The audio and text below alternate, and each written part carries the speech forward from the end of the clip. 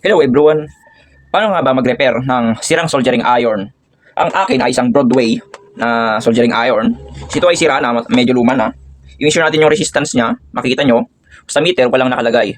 Ibig sabihin, sira na to. At kapag sinaksak mo naman to sa kuryente at pagkatapos ng 5 minuto ay hindi pa umiinit, ibig sabihin, sira na yung filament nung nasa loob. Di katulad ng mga ito, may soldering iron pa ako. I-measure natin yung resistance niya. Meron siyang reading, 1.6 kilo ohms. Kaya dapat may reading ang soldering iron natin kapag kapag gumagana pa. Ngayon, ang gagawin natin, babaklasin natin to. Tatanggalin natin yung nasa loob. Unahin muna natin yung dito. Nakita nyo yung kulay puti na yan? Yan ang filament niya. Ang soldering iron ko nga pala ay ceramic type. Broadway ang kanyang brand. 260 or 240 ang nabili ko. Kaya imbis na bibili ng bago, ang ginawa ko, bumili ng replacement ng filament niya para hindi na ako maggastos ng 240 to 260. Kaya nabaklas na natin. Makikita nyo dito. Yan. Medyo inayos ko ito nung nakaraang taon. Ngayon, ayusin na naman ulit natin. Nakabili na tayo ng filament niya. Tama lang. Ito, nabili kong filament niya sa Shopee. 40 watts to. Ito naman, 60 watts yung filament. So, I think mas gusto ko yung 40 watts. Saka na lang yung 60 watts. Papalit natin 40 watts dito. Ay, dito. Pero pa akong isang soldering iron dito. O, ilagay ko na lang doon. Ano ba yung baklasin yun? Para matanggal yung filament sa loob, baklasin na rin natin to.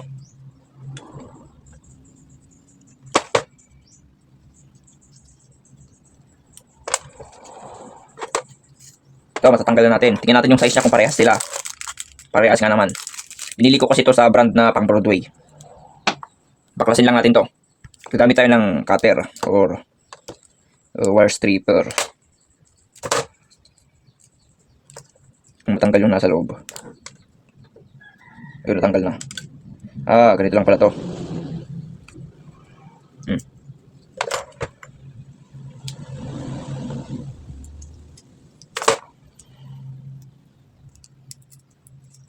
Tanggal na. Ang nasa loob nito, isang diode, rectifier diode. Kahit hindi natin maglagay ng rectifier diode kasi meron ng rectifier diode to.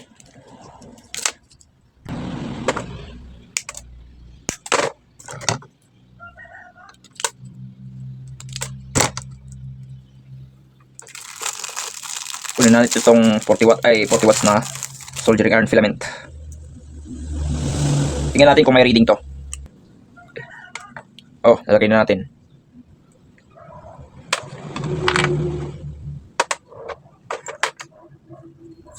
Gamitan natin ng electrical tape para hindi magdikit yung dalawang to.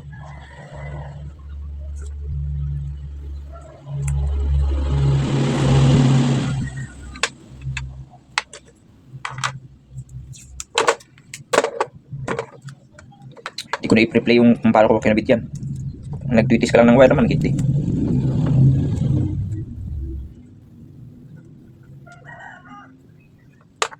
Tublihin natin yung wire dito. Okay na. Kabit na natin dito.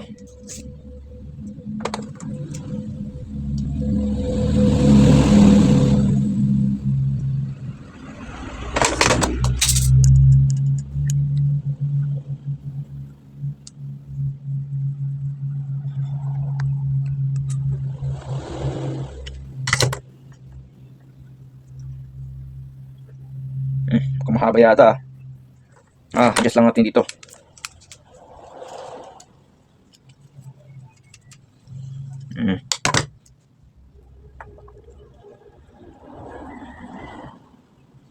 Medyo di kasya na sa kanyang original na place Kaya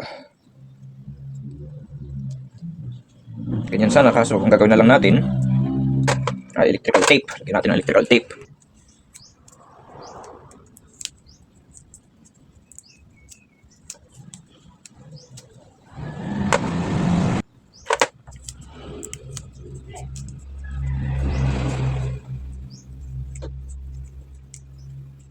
Okay.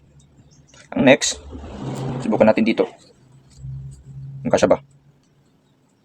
Kasya nga naman. Good. Then, balik natin mga tornilyo. Wait. Kamali tayo. Hindi lumabas yung piamentito. So, nagkamali nga naman. Ito, adjust natin to.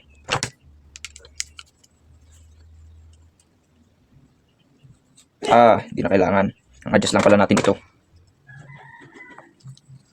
Isaklas ko ulit yung electrical tape. I-adjust natin to. Ito. Para hanggang po lumabas dito sa labas. Ayan, na-adjust natin. Lumabas na. Saka natin nilagyan ng electrical tape ulit. Ito banda. Balik lang natin yung electrical tape na nilagay natin kanina. Yan. Okay na. Next.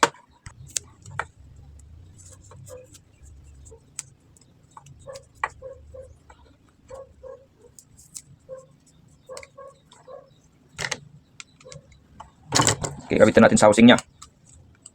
Ayos. Good.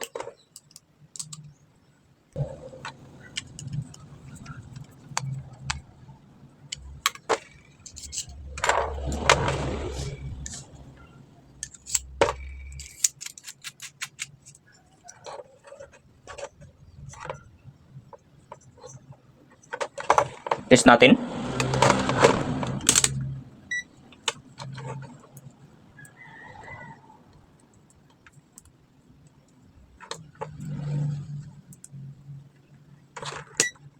Yun, may reading. Okay. Subukan natin. Kung nakikita nyo naman, umiinit. Umuusok pa. Lagyan natin ng hats. Oh. Nakita nyo yun? Umuusok. Painitin pa natin yan.